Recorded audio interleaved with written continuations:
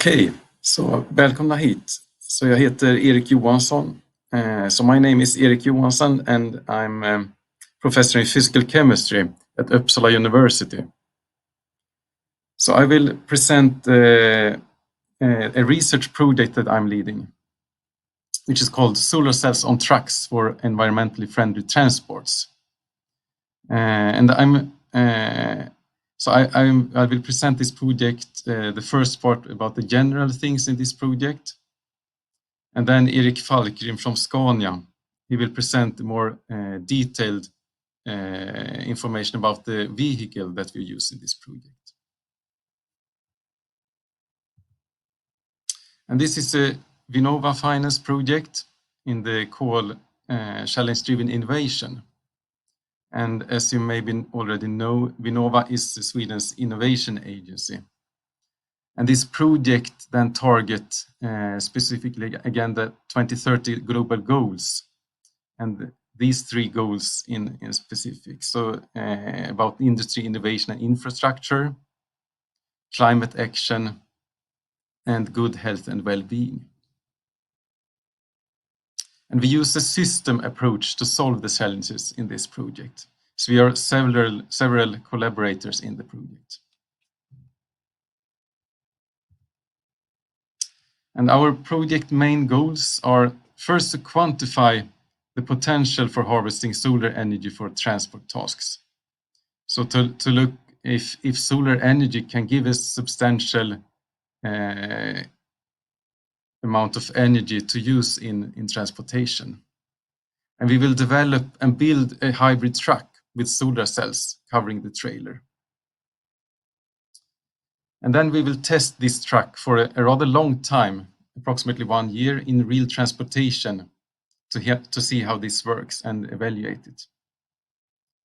And then we will also develop a solution to connect the solar cells and battery to the electricity grid, which I will talk a little bit more about later.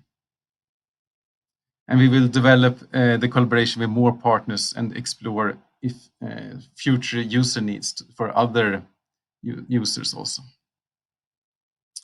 And then in order to increase the energy from the solar cells, we will also develop highly efficient and lightweight solar cells, specifically for trucks. So one thing is that it will be highly efficient, but also it's good to have a low weight, of course, to use on the trucks. And the project partners in this project. So Uppsala University, we are project leaders, and we also do research on the solar cells and also research on how to integrate this into the electricity grid. Then we have Midsummer, which make the solar cells that we will use on this truck. And the Scania that will develop the truck in this project. And Erik Falkgrim will talk more about this truck later. And then the trailer that is used in this project is developed by MT Eksjö. So they are building this trailer and also mounting the solar cells on it. And then we will test this truck in real operation, and that will be Ernst Express, the transportation company that will test this. And then we will also look at the grid connection, and their Dalakraft is a project partner to look at this integration in the grid.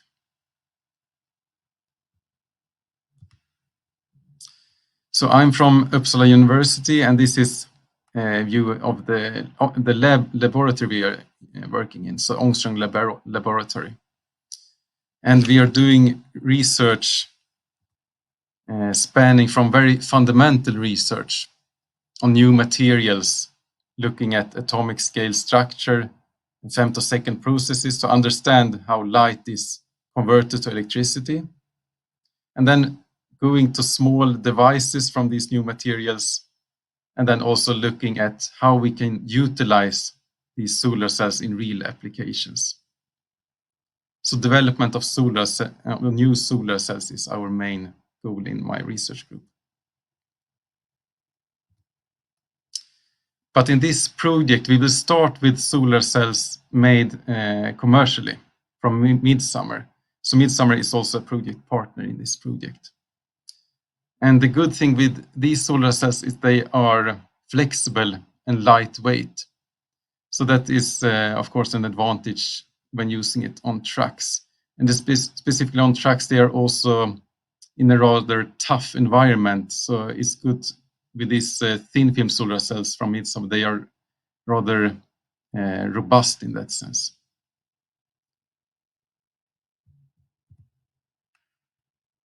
And the trailer you can see below in the right corner. So we will use this trailer in this project. And you can see that we already test to mount two solar panels on the trailer, and then around next week we will start to mount to completely fill this surface of the trailer with solar cells. And then Ernst Express, as I told you, it will be the transport company that will use this truck in the real transportation operation. And they have earlier experience from electrical highways, so they are striving towards going to more environmentally friendly transportation. And the first step in this project was performed 2019. And then we have tested a number of solar panels to see that it's safe to put them on the trailer, and also that it works in a good way. And now it has been on the trailer for more than a year, and it works very good. And the solar energy produced from these solar panels, it follows very much our calculations that we do to estimate how much solar energy we will produce. And these are some calculations that we have made for these solar panels on the trailer. And as you already maybe can understand, we have much more solar light in Sweden in the summertime. So here we get a lot of solar energy, and in the winter time we get very little solar energy. So in that case, we need to also use electricity from the power grid to charge the trailer. And if we look at the solar energy calculations for a long trailer, we calculate that we will get approximately 12,000 kilowatt hours per year. And calculating this, we can assume that we will get around 5 to 10% fuel saving based on these numbers in Sweden. And that depends, of course, how the truck is used, how many hours you drive every day, and so on. But something in this range we expect. And then if you do this calculation in southern part of Europe, we get approximately twice as much solar energy and twice as much fuel saving. And if you go further south, it's possible to get even more better numbers, of course. And in the future outlook, so we would like this to be a commercial solution later on with several users on the international level. So that is our goal. And to utilize this not only in hybrid trucks, but also in fully electrical or maybe even hydrogen trucks in future. And then we would like to utilize the next generation high efficiency solar cells that we are doing research on in future versions of this truck. And also to utilize the trucks for power balancing in the electricity grid. So that is one part which we also look into when we connect the trucks to the grid, that we can utilize both the solar cells for getting more power into the grid, but also using the big batteries in the trucks like a power bank to store some energy for shorter times. So now I will give the word to Erik Falkrim from Scania to explain more about the vehicle in this system. All right, so thanks very much, Eric, for that intro. As I said, my name is Erik Falkrim. I'm the project manager for Scania, and I will take you through the vehicle development in this project. So, so basically, the complete vehicle is developed by Scania, and it consists of two parts. So one of the parts is the tractor unit, and that is a plug-in hybrid 6x2 tractor unit, which means that it also has a combustion engine of 450 horsepower and an electrical machine of 360 horsepower. And this combined power output is around 550 horsepower, which is needed since this particular application is very heavy. They have loads up to 60 tons. The tractor unit itself carries about or three battery packs of about 100 kilowatt hours. So looking at the complete vehicle, we have the very large trailer, which is a so-called mega trailer, which is fully covered on the top and both sides with solar panels from Midsummer. The solar panel surface area is around 100 square meters, and it also carries an energy storage on board the trailer in order to store the solar power or solar energy. That energy is once it's stored, it can be transferred to the truck to be consumed to power the vehicle. There's also some related electronics for both the batteries and ECUs to control the system, and a cooling system related to this, which is also being built up.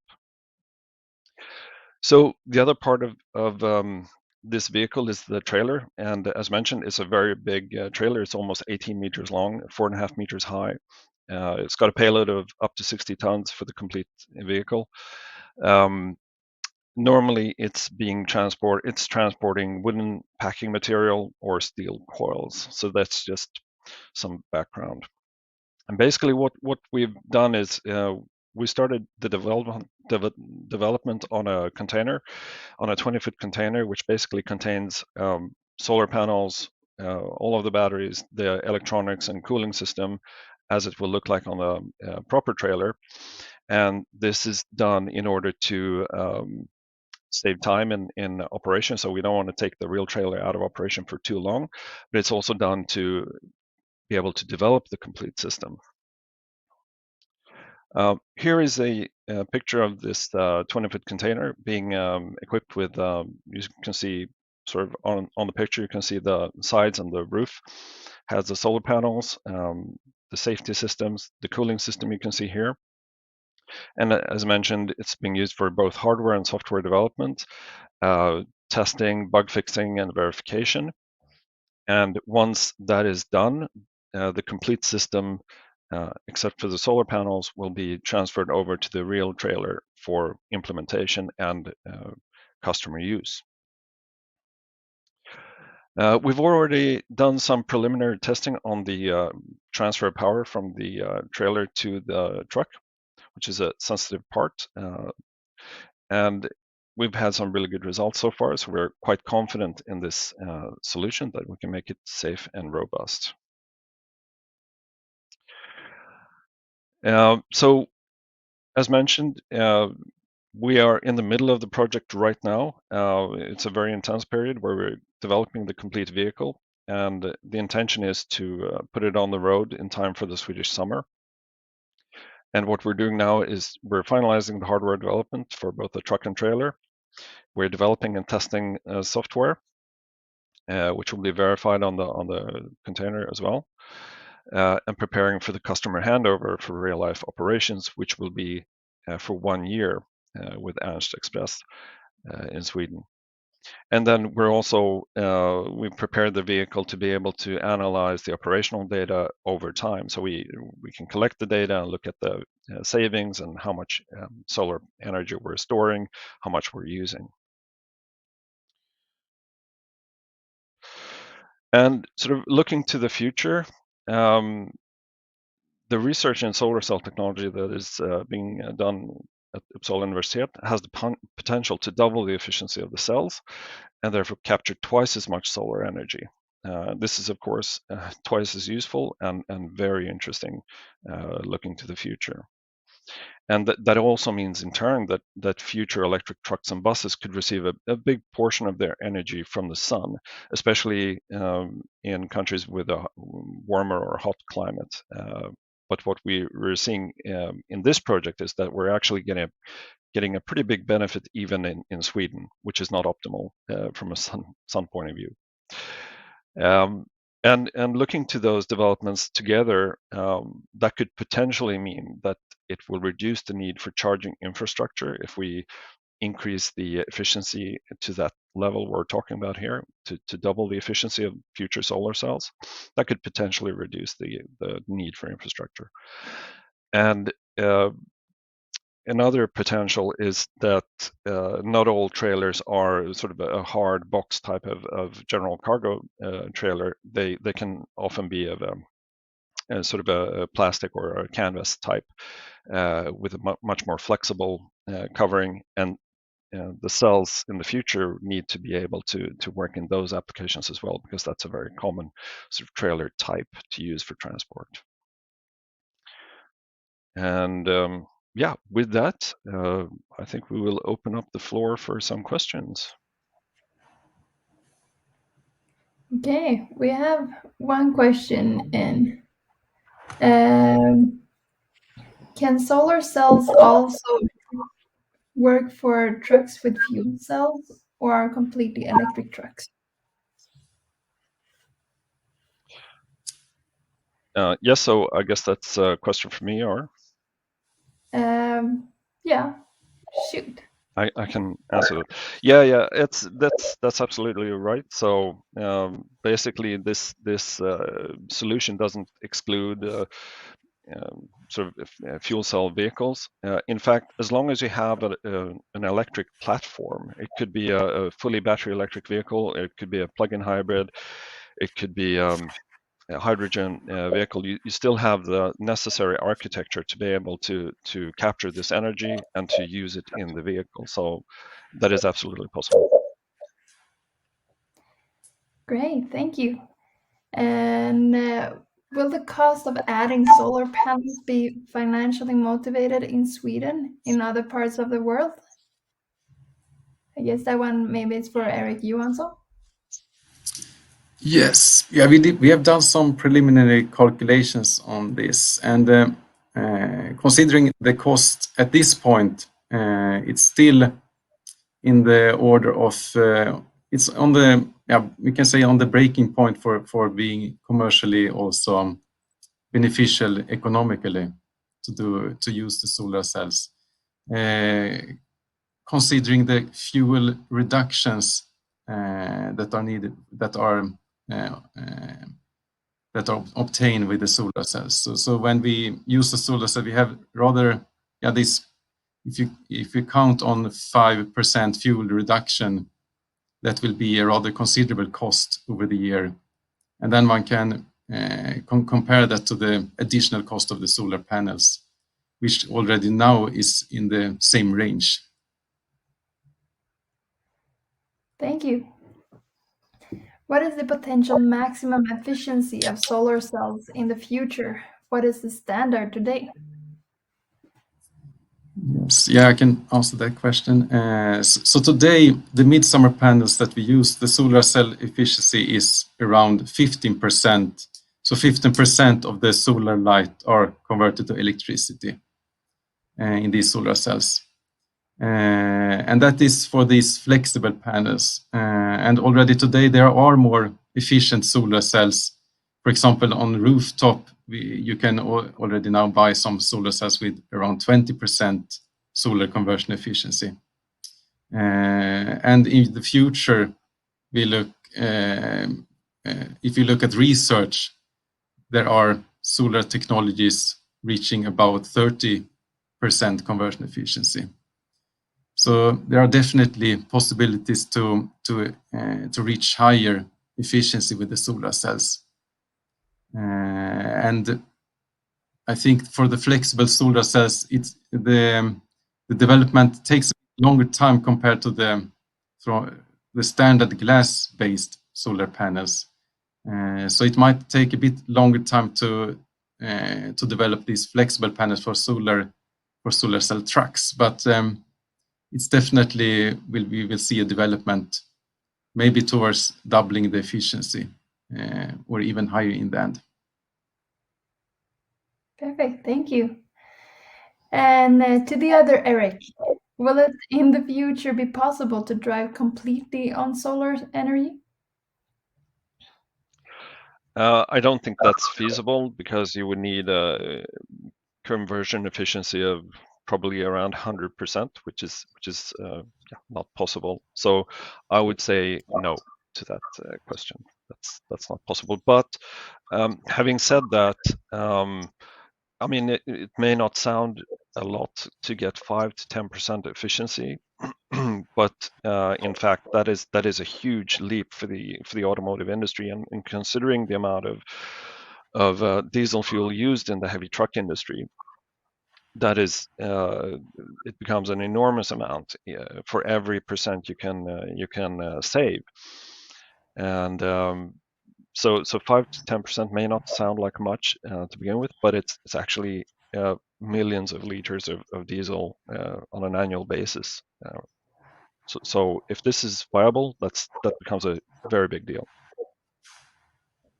And can you use the ordinary FMS system for this evaluation? Will you compare the current fuel consumption with solar solutions? Yeah. This is So the current FMS system will not be sort of good enough, granular enough, detailed enough to capture all of this data. So what we've done is we developed specific software to be able to measure the energy flows on the trailer and on the tractor side.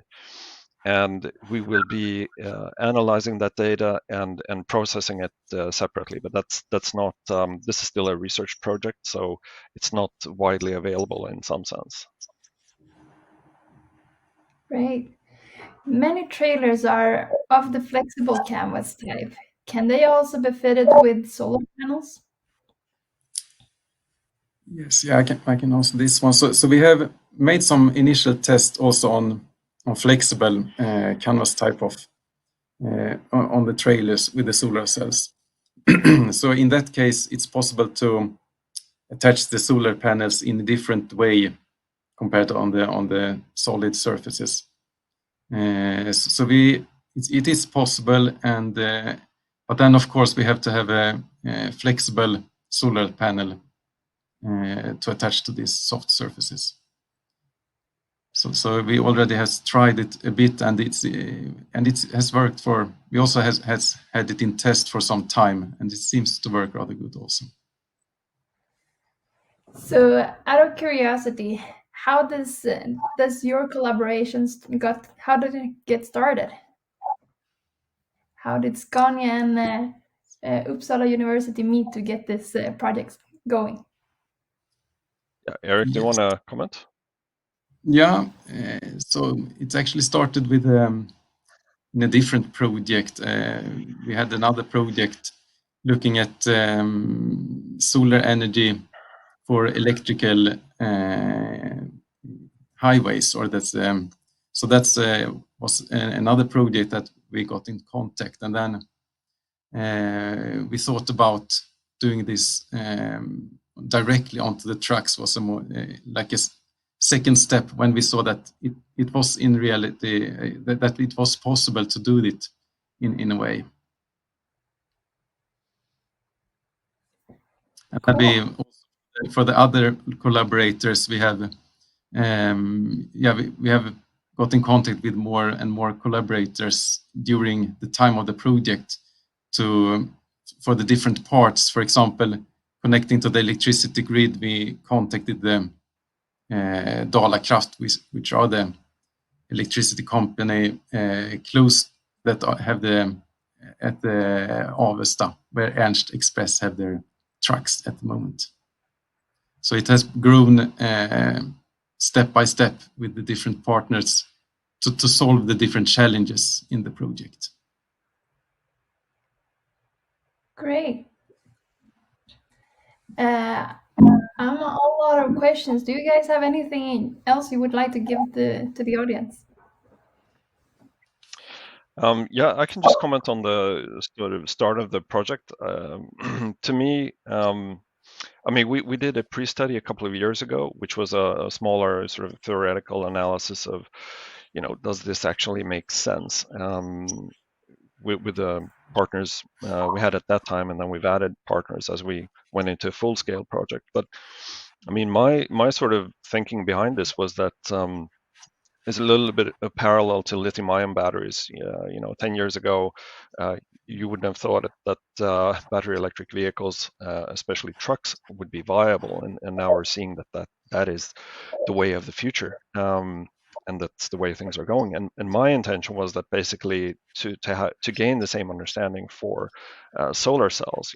Where is the efficiency going? Where is the cost curve going?